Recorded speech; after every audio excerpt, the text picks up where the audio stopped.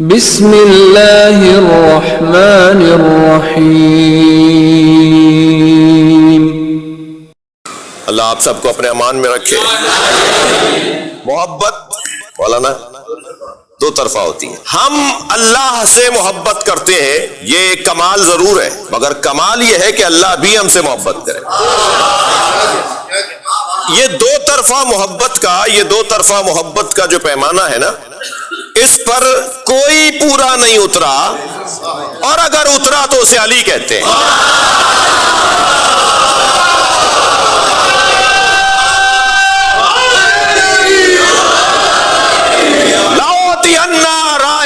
غدن رجلا کرارا غیر فرار، کل میں علم اسے دوں گا۔ جو مرد ہوگا، کرار ہوگا، غیر فرار ہوگا، یحبہ اللہ ورسولہ، اللہ اور اللہ کا رسول اس سے محبت کرتا ہوگا، وَيُحِبُّ اللَّهُ وَرَسُولُهُ، اور وہ بھی اللہ اور اللہ کے رسول سے محبت کرتا ہوگا۔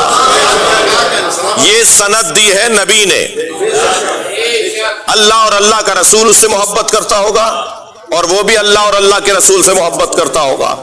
اس عنوان پر اگر کوئی پورا اترا ہے تو مولا علی کی ذات۔ میں دلیل دے دوں ان بچوں کو کہ اللہ اور اللہ کا رسول علی مولا سے کیسی محبت کرتے ہیں۔ علی مولا تو اللہ اور اللہ کے رسول سے محبت کرتے ہیں، جس کی دلیل یہ ہے کہ اپنی ساری اولاد قربان کر دی، اپنے آپ کو قربان کر دیا، اپنا سب کچھ قربان کر دیا، اپنے آپ کو بیچ ڈالا اللہ کی مرضیوں کے بدلے میں۔ اللہ اور اللہ کے رسول سے علی محبت کرتے ہیں، اس کی یہ دلیل ہے، اور اللہ اور اللہ کا رسول علی سے محبت کرتا ہے، اس کی یہ دلیل ہے کہ اتنا اس ذکر کو روکا گیا، مگر سب سے زیادہ ذکر علی کا ہے۔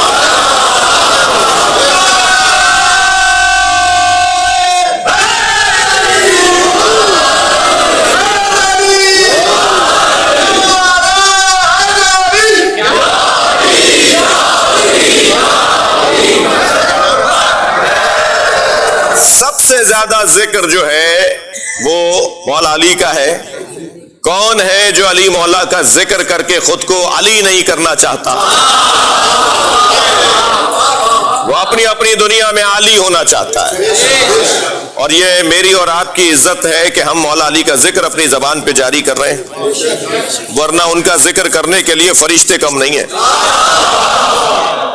ان کا ذکر کرنے کے لیے جن اور غیر مرئی مخلوق کم نہیں ہے، بلکہ اگر میں یوں کہہ دوں کہ یہ وہ مشہور ذات ہے جو زمین والوں سے زیادہ آسمان والوں میں پہچانا جاتا ہے، جن کا تذکرہ یہاں والوں سے زیادہ وہاں والوں میں ہوتا ہے۔ تو اس ذات کا کمال، اب یہ صفت کہ یحبہم، اللہ ان سے محبت کرتا ہے، یحبونہ، اور وہ بھی اللہ سے محبت کرتا ہے، یہ دوسری صفت ہو گئی۔ تیسری صفت کیا ہے؟ اذلۃ علی المؤمنین، وہ مومنین کے سامنے خاکسار رہتے ہوں گے۔ یہ وہ جن کے بارے میں اللہ کہہ رہا ہے کہ ایک قوم کو اللہ لے آئے گا، تم اگر چلے بھی جاؤ گے تو اللہ ایک قوم کو لے آئے گا، تو ان کی تیسری صفت یہ ہے کہ اذلۃ علی المؤمنین، وہ مومنین کے سامنے خاکسار رہتے ہوں گے، مومنین سے اکڑ کر بات نہیں کریں گے، مومنین سے لڑیں گے نہیں، مومنین پہ مقدمہ نہیں کریں گے، مومنین سے اختلاف نہیں کریں گے، مومنین سے جب ملیں گے تو خاکساری کے ساتھ، انکساری کے ساتھ، تواضع کے ساتھ، نبڑت کے ساتھ، سر جھکا کر، دل جھکا کر، سامنے مومن ہے، مجھے اس سے کوئی لڑائی نہیں کرنی، اس لیے کہ اس کے دل میں علی بستا ہے،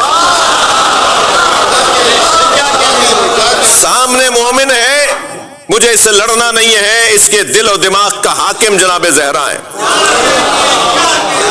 اذلۃ علی المؤمنین، مگر یہ خاکساری، انکساری، جھکنا کہیں عادت نہ بن جائے۔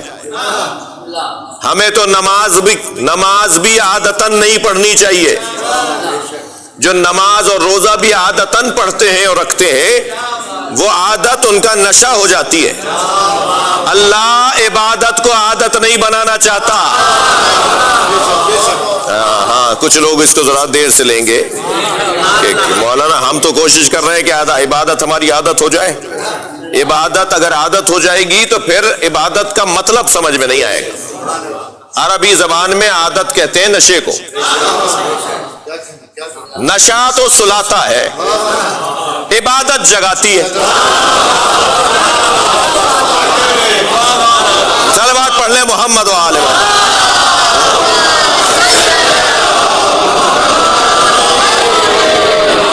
آپ کی توجہات میرے ساتھ بھرپور ہیں تو میں دلیل ضرور دوں گا. آپ نے کبھی غور فرمایا کہ نماز مغرب کی پہلی 2 رکعت نماز بلند آواز سے پڑھی جائے اور تیسری رکعت دھیمے لہجے میں پڑھی جائے؟ نماز فجر 2 رکعت، اچھا اتنی مشکل نماز، اسے تو 4 رکعت ہونی چاہیے تھی. جب بستر چھڑوا ہی دیا تھا تو 4 رکعت پڑھوا لیتا. سردیوں کی نماز علیحدہ مشکل، گرمیوں کے روزے علیحدہ مشکل. اگر جب بستر چھڑوا دیا تھا تو 4 رکعت پڑھواتا ہے، 2 رکعت کیوں؟ تو اللہ ہم سے رکعتیں نہیں چاہتا. ان رکعتوں میں اس نے ہماری تربیت رکھی ہے. صبح کی 2 رکعت، توجہ، اصل مطلب حاضری تھا.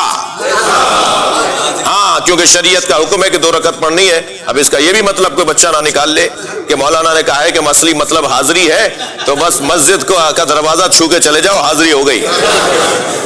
اور صاحب 2 رکعت نہیں ایک ہی پڑھ لیتے، حاضری تو ہو گئی.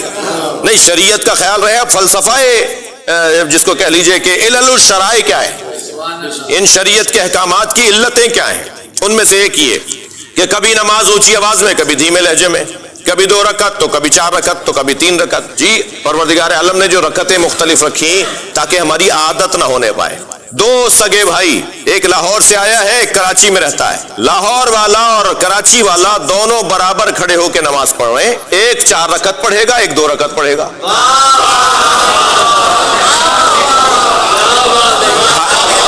صلوات پڑھ لیں محمد والے.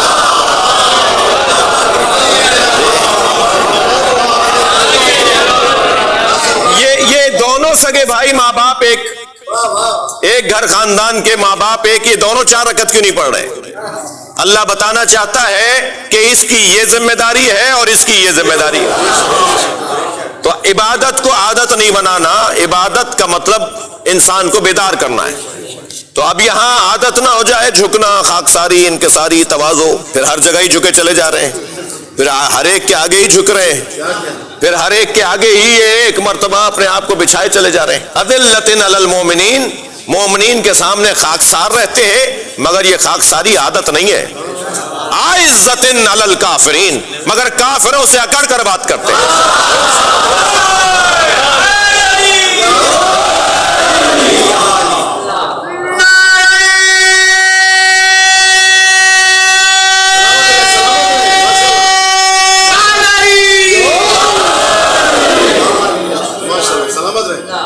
توجہ کر لی، دیکھتے کیا ہوتا ہے. ایک سوال نبی کی ذات.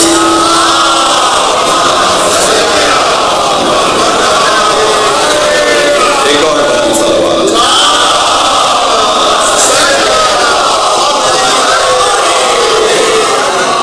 اس سے بھی بلند سلام.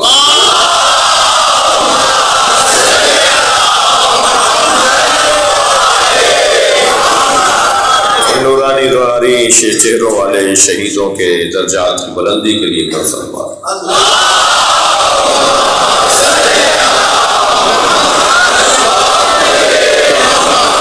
اذلۃ علی المؤمنین. اب دیکھیں میں چیخ کے بول رہا تھا، اب آرام سے بولوں گا اس لیے کہ یہ مددگار آ گیا. اذلۃ علی المؤمنین، یہ مومنین کے سامنے خاکسار رہتے ہیں. اعزۃ علی الکافرین، مگر کافروں سے اکڑ کر بات کرتے ہیں. یہ چوتھی صفت. گونج پھر ختم کر دیجئے تو بڑی عنایت ہوگی. یہ کافروں سے اکڑ کر بات کرتے ہیں. کافروں سے اکڑ کر بات کرنا حق بنتا ہے کافر کا.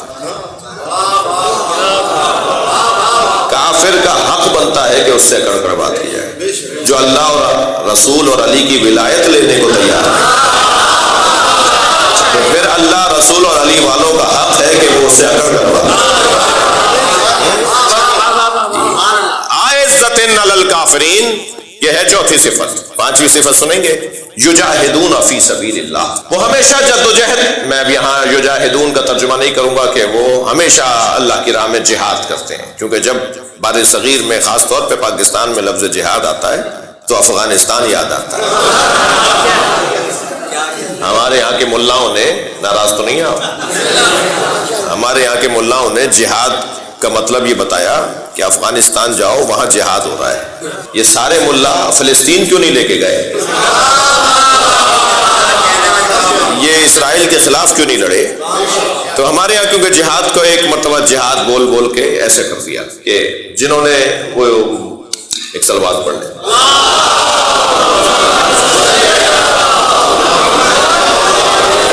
تو یہاں یجاہدون کا ترجمہ یجاہدون فی سبیل اللہ، اس کا ترجمہ یہ نہیں ہوگا کہ وہ اللہ کی راہ میں جہاد، اس کا ترجمہ ہوگا وہ اللہ کی راہ میں جد و جہد کرنے میں. جد و جہد مختلف انداز سے ہوگی. اس وقت میں جو کام کر رہا ہوں وہ بھی جد و جہد ہے. آپ تشریف فرمائیں، یہ بھی ایک جد و جہد ہے.